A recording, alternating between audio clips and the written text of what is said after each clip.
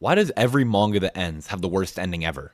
Manga run a long time. So long that so many series that you forgot about are still continuing. Twin Star Exorcist, Seraph of the End, Blue Exorcist. These series hit their peak of popularity long ago, but still faithfully continue. I say all that to say these manga run forever, and the committed fans watch them for huge periods of their life. So when a manga ends, it brings a lot of new eyes on a series because something that's gone on for so long is ending. And the committed fans hit a peak of excitement about this series, hoping for a satisfying payoff for all the time and care they've invested over the years. Then a series that has been running with no sign of stopping starts ramping towards its conclusion, and that final chapter comes out, and everybody is angry. Tokyo Revengers, Attack on Titan, My Hero Academia, and now Jujutsu Kaisen, and probably so many other cases I'm forgetting about or don't know about. These series end and immediately everybody gets mad. And the internet being a hyperbolic place, everybody jumps to call the ending of that series the worst ending in all of anime and manga. And I hate this.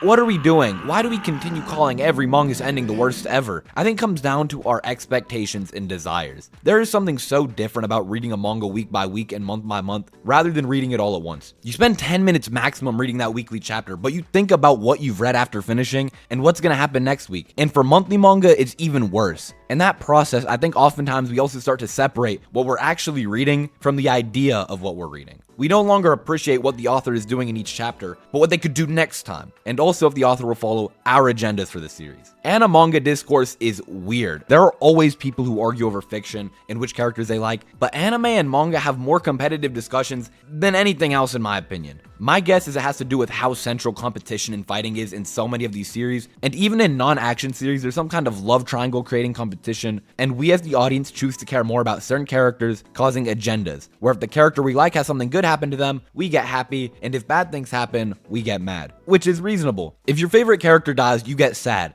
But in this hyper-competitive discussion landscape, people don't get sad and then see if the writing of the death had merit. No! People just start getting angry no matter how well written the death was. Spoilers for Code Geass until here. I genuinely feel if Code Geass ending, which contains the best character death in all of anime, came out today, there would be a huge amount of people who would get pissed because why did bro die? Bro couldn't even lead his nation. Author doesn't understand Lelouch is the best character. Because so many people in this space no longer care to see compelling stories that show their themes to the end, when they can instead basically see anime as sports, where they get happy if their team wins and sad if they lose. In all honesty, I am not caught up to JJK, but how charged this community is about its characters is bewildering. And honestly, maybe the ending is terrible, but I honestly wonder how the manga author in this current era to this popular and charged of a series can even write an ending that makes people happy, unless every character that is well liked, which is basically every character, is given an opportunity to beat a super powerful threat and go home happy. And honestly, why do we want that? My Hero Academia spoilers until when My Hero Academia ended. So little of the discourse was about whether this ending was well done. Did it fit into the themes? Was it foreshadowed? I think you can make a perfectly reasonable argument for why this was a bad ending. I would disagree, but I don't think it's some sacredly perfect ending, but I think it was a super unique way to finish off this series that showed all the major themes in a real sadness and justice we don't usually see in shonen endings. But almost all the major discourse is just, this ending didn't make me happy. The main guy had a bad time in his life. I want main guy be happy, main guy sad at end for a long time. And I'm sure a lot of these people weren't even fans of this series because My Hero Academia is one of the most hated anime of all time for a bunch of reasons. But still, watching some people who cared about this series just hate on the ending because it wasn't the perfect happy ending was honestly kind of disappointing. And I hope in a few years when this gets animated, people realize, oh wait a minute, that wasn't bad, just like what happened with Attack on Titan. Brief Attack on Titan spoilers until this point. Even though the ending of that series wasn't perfect, as a community, we made the guy who gave us one of the most influential anime and manga of all time apologize for his work. And then it gets animated, and all of a sudden everybody's like, oh, yeah, that was kind of good.